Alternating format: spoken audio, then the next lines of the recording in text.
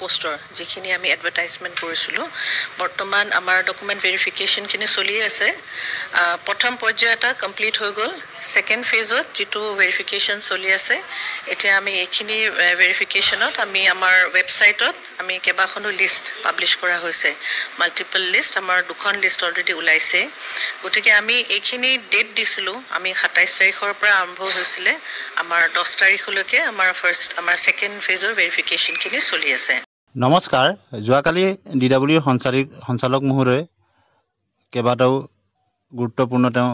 মন্তব্য আগবঢ়াইছে বিশেষতঃ 5550টা LPUP শিক্ষক নিযুক্তি সম্পৰ্কত বা আগন্তুক হ'বলগীয়া 4500 পদৰ ক্ষেত্ৰত গতিকে আমি ভিডিঅ'টোৰ শেষত ডাইৰেক্টৰ মহোদয়ে কি মন্তব্য আগবঢ়াইছিলে সেই ক্লিপটো লগাই দিম কিন্তু মূল কথাখিনি প্ৰথমতে আমি আপোনালোকৰ আগত অৱগত কৰিব বিচাৰিছিলোঁ যে প্ৰথমেই আমি যদি চাবলৈ যাওঁ বিগত এসপ্তাহৰ ভিতৰত কেইবাখনো নটিচ প্ৰকাশ কৰিছে ডিডব্লিউৰ ফালৰ পৰা প্ৰথমখন নটিচ আপোনালোকে যিখনত কোৱা হৈছিল যে বিভিন্ন ধৰণৰ যি ছেকেণ্ড ফেজ ভেৰিফিকেশ্যনৰ পিছত কেণ্ডিডেটছসকল গৈ ডিডব্লিউ অফিচ ভিজিট কৰিছিল আৰু তেওঁলোকৰ গ্ৰিভিয়েন্সেছবিলাক তেওঁলোকে আছে বুলি তেওঁলোকে মত পোষণ কৰিছিল যে তেওঁলোকতকৈ কম নম্বৰ থকা প্ৰাৰ্থীৰ নাম আহিছে তেওঁলোকৰ নাম অহা নাই এনেধৰণৰ কথা গতিকে তাৰ কাৰণে এখন নটিচ সেই প্ৰকাশ পালে আৰু সেই নটিচখনত কোৱা হ'ল যে তেওঁলোকৰ যদি গ্ৰিভিয়েন্সেছ থাকে তেওঁলোকে এটা নিৰ্দিষ্ট তাৰিখ জুলাই মাহত দিছে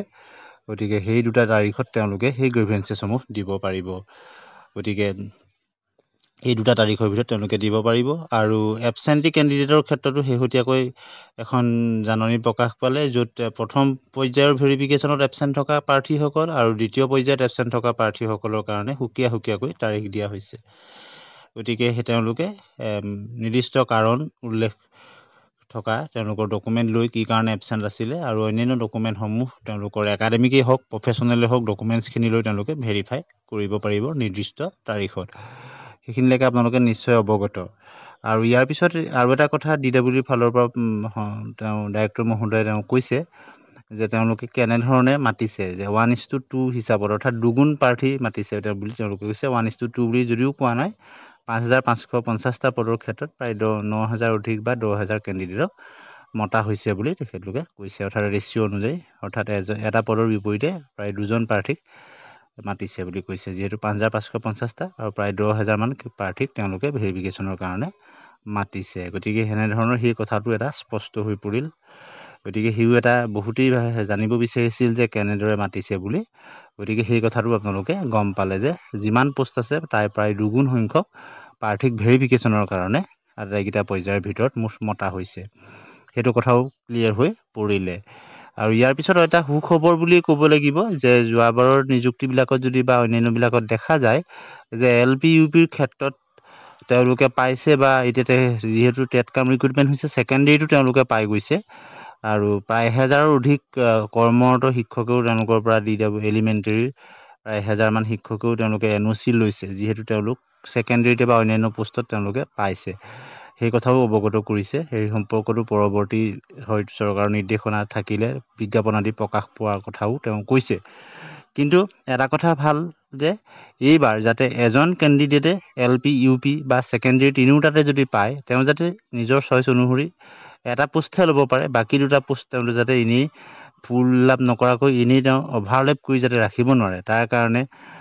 তেওঁলোকে ব্যৱস্থা গ্ৰহণ কৰিব বুলি যিটো কথা ক'লে তাৰ ফলত প্ৰতিটো পোষ্টৰ এগেইনষ্টত প্ৰাৰ্থী যে নিযুক্তি হ'ব আৰু লগতে কোনো প্ৰাৰ্থী যাতে বঞ্চিত নহয় সেইটো এটা খুব গুড ইনিচিয়েটিভ বুলি ক'ব লাগিব ডিডব্লিউ সঞ্চালক মহোদয়ে যি তেওঁ ক'লে বাইদেৱে সেইটো এটা আদৰণীয় পদক্ষেপ বুলি ক'ব লাগিব বিশেষতঃ শিক্ষা বিভাগৰ ফালৰ পৰা যাতে অভাৰলেপিঙৰ আৰু সমস্যা নাথাকে আৰু অভাৰলেপিং নোহোৱা মানেই তেওঁলোকৰ যি কম নম্বৰৰ কাৰণে ডিপ্ৰাইভ হ'বলগীয়া প্ৰাৰ্থীসমূহ তেওঁলোকেও পাই যাব অৰ্থাৎ এজন প্ৰাৰ্থী 3-4টাত তেওঁ যদি পাই যায় তেওঁ এটা পোষ্টত যেতিয়া আহি যাব বাকীকেইটাত বেলেগ এজন কেণ্ডিডেটে বেলেগ কেণ্ডিডেটে সুযোগ পাব আৰু সেইদৰে যিমান পোষ্ট ওলাইছিলে সিমান পোষ্টে ফিল আপ হৈ যাব এজন পোষ্ট প্ৰাৰ্থীয়ে 2-3টা বা তাতকৈ অধিক পোষ্ট তেওঁলোকে ৰাখি থ'ব নোৱাৰিব এনেধৰণৰ ইনিচিয়েটিভ লোৱাৰ কথা তেওঁ কৈছে গতিকে ই এক আদৰণীয় আৰু প্ৰশংসনীয় পদক্ষেপ বুলি ক'ব লাগিব গতিকে আজি আমি তেওঁ যিখিনি কথা কৈছিল মূল কথাখিনি আপোনালোকক ক'লোঁ আৰু মই ভিডিঅ'টোৰ শেষত তেখেতৰ মন্তব্যৰ অডিঅ' ক্লিপটো আপোনালোকক লগাই দিম, আপোনালোকে শুনি ল'ব। গতিকে আজি আমি আৰু কাট অফৰ বিষয়ে আলোচনা নকৰোঁ। গতিকে মূল কথাখিনি যোৱাকালি তেওঁ যিখিনি ক'লে সেইখিনি মূল কথাখিনি আমি ক'লোঁ আৰু তেখেতে কি মন্তব্য কৰিছিলে আপোনালোকে ভিডিঅ'টোৰ শেষত শুনি ল'বও পাৰিব। ধন্যবাদ। পোষ্টৰ যিখিনি আমি এডভাৰটাইজমেণ্ট কৰিছিলোঁ বৰ্তমান আমাৰ ডকুমেণ্ট ভেৰিফিকেশ্যনখিনি চলি আছে। প্ৰথম পৰ্যায় এটা কমপ্লিট হৈ গ'ল। ছেকেণ্ড ফেজত যিটো ভেৰিফিকেশ্যন চলি আছে, এতিয়া আমি এইখিনি ভেৰিফিকেশ্যনত আমি আমাৰ ৱেবছাইটত আমি কেইবাখনো লিষ্ট পাব্লিছ কৰা হৈছে। মাল্টিপল লিষ্ট, আমাৰ 2খন লিষ্ট অলৰেডি ওলাইছে। গতিকে আমি এইখিনি ডেট দিছিলোঁ, আমি 27 তাৰিখৰ পৰা আৰম্ভ হৈছিলে, আমাৰ 10 তাৰিখলৈকে আমাৰ ছেকেণ্ড ফেজৰ ভেৰিফিকেশ্যনখিনি চলি আছে। এতিয়া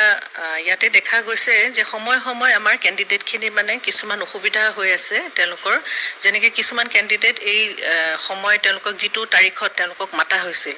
সেই তাৰিখত তেওঁলোকে কিবা নিজৰ ব্যক্তিগত কাৰণত তেওঁলোকে উপস্থিত থাকিব পৰা নাই। গতিকে সেইখিনিৰ কাৰণে কেণ্ডিডেটখিনি অসুবিধা হৈছে আৰু আমাৰ ওচৰত কুৱেৰিও আহিছে। গতিকে আমি এটা তাৰিখ দিছিলোঁ যে আমি নটিচত আমি ৱেবছাইটত আমি নটিচ আকাৰে আমি পাব্লিছ কৰিছোঁ যে যিখিনি কেণ্ডিডেট এবচেণ্ট কেণ্ডিডেটছ যিখিনি তেওঁলোক আহিবৰ কাৰণে নোৱাৰিলে সেইখিনি এবচেণ্ট কেণ্ডিডেটছ আমাৰ নিৰ্দিষ্ট তাৰিখ অৰ্থাৎ 11 আৰু 12, কিন্তু 11 আৰু 12 তাৰিখত আমাৰ সেইখিনি কেণ্ডিডেট আহিব যিখিনি আমাৰ ছেকেণ্ড ফেজ ভেৰিফিকেশ্যন যিটো আমাৰ 27 জুনৰ পৰা 10 জুলাইলৈকে যিখিনি কেণ্ডিডেট আহিব নোৱাৰিলে সেইখিনি কেণ্ডিডেট এবচেণ্ট কেণ্ডিডেটখিনি অহা 11 আৰু 12 জুলাই এই দুটা দিন দিয়া হৈছে। এই দুটা দিনত তেওঁলোকে যিকোনো এটা দিনত তেওঁলোকে আহিব পাৰিব। আৰু তাৰ উপৰিও আমি অলপতে গম পাইছোঁ যে যিহেতু আমাৰ বাৰাক ভেলী ফালে অৰ্থাৎ আমাৰ কাছাৰ, কৰিমগঞ্জ, হাইলাকান্দি সেইখিনি জিলাত আমি গম পাইছোঁ যে আমাৰ মানে লেণ্ডশ্লাইড হৈছে, ডিমা হাছাওতো লেণ্ডশ্লাইড হৈছে। গতিকে ক'ৰবাত ৰোড ব্লকেজ হৈছে, বহুতে আমাক জনাইছেও তেওঁলোক আহিব পৰা নাই। সেইখিনি কেণ্ডিডেটো আমি গম পাইছোঁ তেওঁলোক আহিব পৰা নাই, তেওঁলোকৰ অসুবিধা হৈছে। গতিকে সেই অনুপাতে আমি আকৌ ৱেবছাইটত পাব্লিছ কৰিছোঁ নটিচখন আৰু তেওঁলোকক আমি দুটা তাৰিখ দিছোঁ, 11 আৰু 12 জুলাই। এই দুটা দিন দিয়া হৈছে, তেওঁলোকে নিজৰ সুবিধা অনুযায়ী যিকোনো এটা ডেটত তেওঁলোকে ইয়াতে উপস্থিত থাকিব পাৰিব with the documents and the credentials. তাৰ উপৰিও আৰু জনাব বিচাৰিছোঁ যে আমাৰ এটা first phase of document verification যিটো আমাৰ মাৰ্চ এপ্ৰিল মাহত হৈ গৈছিলে, অৰ্থাৎ 20 মাৰ্চ 2025 পৰা 11 এপ্ৰিল 2025 যিখিনি আমাৰ first phase of document verification হৈ গৈছিল সেইখিনিতো কিছু সংখ্যক কেণ্ডিডেটছ তেওঁলোকে ডকুমেণ্ট ভেৰিফিকেশ্যনৰ কাৰণে আহিব পৰা নাছিল তেওঁলোকৰ বিশেষ অসুবিধাৰ কাৰণত। গতিকে সেইখিনি কেণ্ডিডেটকো আমি জনাইছোঁ যে ফাৰ্ষ্ট ফেজৰ কেণ্ডিডেটখিনি তেওঁলোকে এবচেণ্টি কেণ্ডিডেটখিনি অহা 14 জুলাই তাৰিখে, তাৰমানে ফাৰ্ষ্ট ফেজটো 14 জুলাই তাৰিখে তেওঁলোকক এবচেণ্টি কেণ্ডিডেটছৰ কাৰণে আমাৰ তাৰিখ এটা নিৰ্ধাৰণ কৰা হৈছে। গতিকে সেই একেটা ভেনিউতে আমি খানাপাৰাত য'ত আমি ভেৰিফিকেশ্যন কৰি থকা হৈছে তাতে 14 জুলাই তাৰিখে first phase of document verification absentee কেণ্ডিডেটসকলে তেওঁলোকে তাতে নিজৰ ডকুমেণ্টছ লৈ ভেৰিফিকেশ্যন প্ৰচেছত তেওঁলোকে পাৰ্টিচিপেট কৰিব পাৰি। টোটেল পোষ্ট যদিও আছে 5550টা পোষ্ট, আমি মানে ৰেচিঅ'টো বেছিকৈ মাতা হৈছে, আমি দুগুণ মাতিছোঁ, অৰ্থাৎ 10,000+ আমাৰ কেণ্ডিডেটছ মাতা হৈছে। কিন্তু এইটো কথা নহয় যে মানে বহুতৰ এনেকুৱা এটা মনৰ ভাৱ হৈছে বা তেওঁলোক আহিছে আমাক সুধিছেও যে তেওঁলোকৰ লিষ্টত মানে ভেৰিফিকেশ্যনত নামত তেওঁলোকক নামাতিলে তেওঁলোক আকৌ পিছৰলৈ মানে তেওঁলোকৰ লিষ্টত নামত নাহিব নেকি বুলি এনেকৈ সুধিছে। সেনেকুৱা ধৰণৰ একো কথা নহয়। যদিও আমি ৰেচিঅ' হিচাপে মাথা হৈছে তথাপিও তেওঁলোকে পিছৰ মানে পৰ্যায়ত তেওঁলোকৰ আগতেও আমাৰ যেনেকৈ এইখিনি ৰিক্ৰুটমেণ্ট প্ৰচেছটো চলে তেনেকুৱা কথা নাই, তেওঁলোকৰ লিষ্টত তেওঁলোকৰ নামটো আহিবলৈ কাৰণে পাৰে। আৰু ইয়াৰ লগতে জনাই থৈ দিওঁ যে যিহেতু মানে কেণ্ডিডেটছ মানে তেওঁলোকে এইটোৰ সংক্ৰান্ততো বহুতখিনি আমাৰ এনেকুৱা কুৱেৰি আহিছে যে তেওঁলোকৰ গ্ৰিভেঞ্চেছ আছে, যে তেওঁলোকে কৈছে যে মোৰ কাট অফটো যিটো কাট অফত আছে মোতকৈ কম কাট অফৰ কেণ্ডিডেটৰ মানে তেওঁলোকক ডকুমেণ্ট ভেৰিফিকেশ্যনত মাতা হৈছে। গতিকে এই বুলিও তেওঁলোকৰ বহুতৰ কিছুমান মানে অভিযোগ এনেকুৱা ধৰণৰ আহিছে গতিকে আমি জনাব বিচাৰিছো যে এই ৰিক্ৰুটমেন্ট প্ৰসেছটো আমি সম্পূৰ্ণ নিকাভাৱে আমি কৰিব কাৰণে বিচাৰিছো আমি সদায় কৰি আহি আছো আৰু ইয়াত যাৰ মানে এনেকুৱা সন্দেহ আছে বা তেওঁলোকৰ কোৱেৰি আছে মানে এই ধৰণৰ শংকা যিবিলাক আছে সেই কেণ্ডিডেটখিনিৰ কাৰণে আমি অহা 18 আৰু 19 জুলাই আমি দুদিন দিছো তেওঁলোকে আমাৰ ডাইৰেক্টৰ অফিচ কাৰ্যালয় তেওঁলোকে আহি পেলাই দিনৰ 11 পৰা 4 বজালৈকে তেওঁলোকে আহি নিজৰ ক্লেৰিফিকেশনখিনি তেওঁলোকে মানে ক্লিয়াৰ কৰি পেলাই চাই যাব পাৰিব অৰ্থাৎ তেওঁৰ নামটো বা কিহৰ কাৰণে আহা নাই তেওঁলোকৰ কাট অফটো কিমান হৈছে যিখিনি তেওঁলোকৰ আশংকা আছে আৰু আমি এটো ক'ব বিচাৰো যে আগে পাছে আমি যেতে গ্ৰিভেন্সেস বিলাক আমি আগতে লৈছিলো যেতিয়া আমি প্ৰথম এখন মেৰিট লিষ্ট পাবলিশ কৰো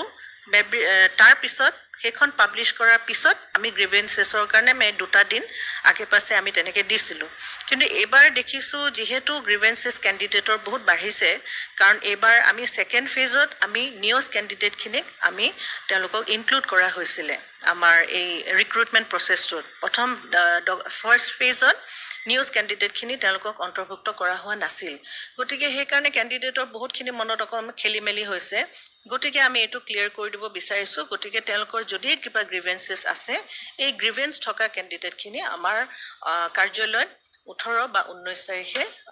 জুলাই তেওঁলোকে আহিব পাৰিব আৰু নিজৰ ডাউটছখিনি ক্লিয়াৰ কৰি যাব পাৰিব এটো কথাও আমি গম পাইছো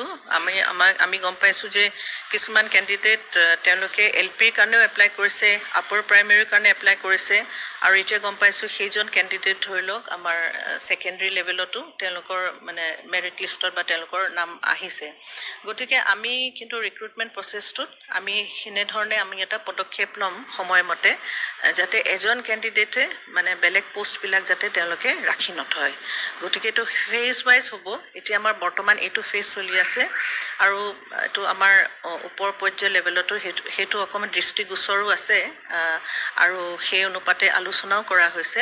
আৰু সেই নিৰ্দেশ অনুযায়ী আমি হেনুকা ধৰণৰ এটা পদক্ষেপ লোৱা হ'ব